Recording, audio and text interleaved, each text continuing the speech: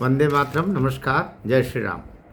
बॉलीवुड अर्थात मुंबई में बनाई जाने वाली फिल्में, इन्होंने तो भारतीय संस्कृति, सनातन और मानवीय मूल्यों, सामाजिक मूल्यों को नष्ट करने का जैसे एक बीड़ा ही उठा रखा है।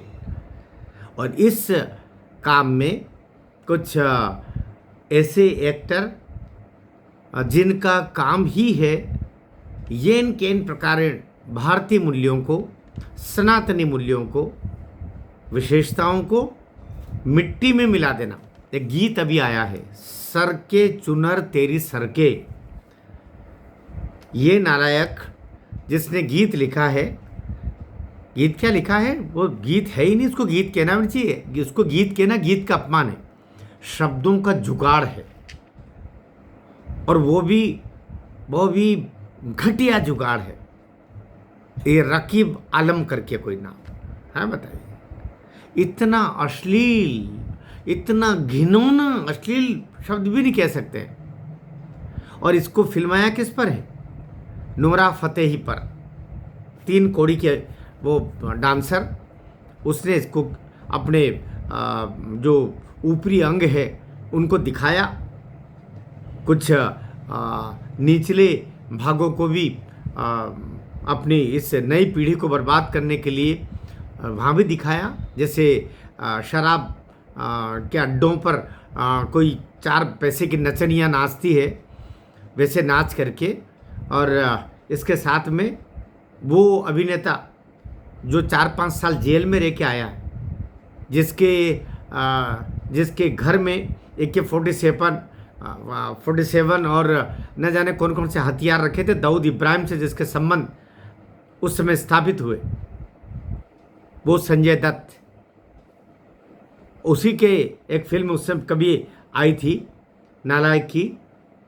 खलनायक नहीं, खलनायक हूँ, और खलनायक ही है।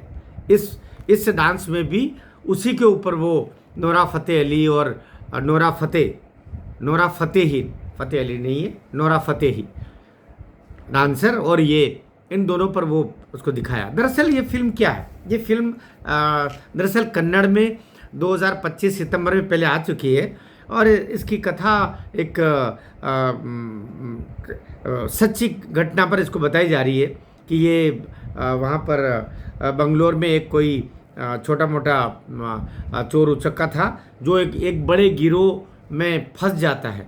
और वो बड़े गिरोह में फंसने के बाद में वो जो छटपटाता है, वो कैसे फिर निकलता है, वगैरह वगैरह। इसको लेकर के जो फिल्म बनी है, केडी द डेविल, उसी के नाम पर ये है। और ये अप्रैल में कभी हिंदी में निकलने जा रही है। लेकिन फिल्म निकले कन्नड़ में जो निकली है, उसमें ये ऐसे शब्द नहीं है।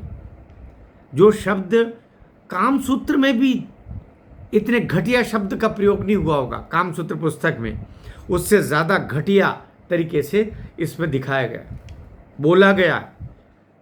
और ये संजय दत्त जो आतंकवादी सम्मिलितता में 5 साल सजा काट के आया, ये फिर इसके ऊपर बैन लगना चाहिए। ये समझ में नहीं आता, ये सेंसर बोर्ड करता क्या है बैठा बैठा वहाँ पर? खाली भत्ते कमाते हो, खाली केंद्र सरकार से और सबसे लेकर के, और पैसा हजम करना, या फिल्में पास करने के लिए भी पैसा लेते हो क्या? इस गीत को तुमने देखा नहीं, अंधे बहरो? कैसा सेंसर बोर्ड है?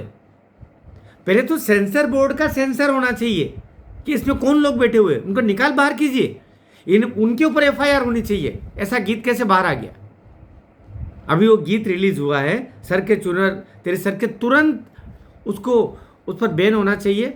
और जिस तरीके से सुप्रीम कोर्ट ने के माननीय न्यायाधीश जी ने बोला ना, सूर्यकांत जी ने, कि वो कक्षा 8 की किताब में जहाँ भी ये हमारे न्यायपालिका के बारे में जो लिखा है, वो वहाँ से उस किताब को वापस करो, जिस प्लेटफॉर्म पर वहाँ से वापस करो।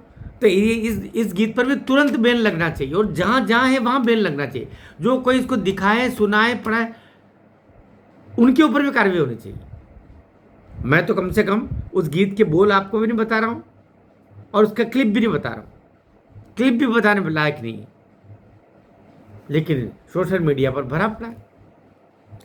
तो ये जो निर्देशक है प्रेम, वो निर्देशक प्रेम नहीं, उसका नाम होना चाहिए घृणा।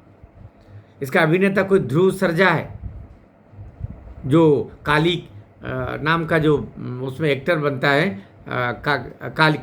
काली जो पात्र है वो उसका करता है, और ये कन्नड़ एक्टर है ध्रुव सर्जा। एक्टर अच्छा है, उसका कोई कसूर भी नहीं बोल रहा हूँ मैं। शिल्पा शेट्टी है, और संजय दत्त और नोरा फतेही, इन्होंने कमीनाई की है, इन्होंने पूरा नालायकी किया है, और इन पर कार्रवाई होनी चाहिए। ये संगीत अर्जुन जन्या, गायक मंगली, राजू सुंदरम, जाने मास्टर, ये वो सब है। और ये 1970 में कोई बेंगलोर में कोई घटना घटित हुई कि उसके ऊपर ये फिल्म पूरी बनी है। तो फिल्म देखें, दिक्कत नहीं, लेकिन ये गाना कट हो जाना चाहिए, टोटल गाना कट होना चाहिए इसमें से। अब तो वो बना करके दे तब भी नहीं। और संजय दत्त और नोरा फतेही पर तो FIR दर्ज होना चाहिए, इस पर कार्रवाई होना चाहिए। और जितने भी जिन्होंने भी सेंसर बोर्ड के लोगों ने इसको पास किया है, उन पर भी कार्रवाई होनी चाहिए।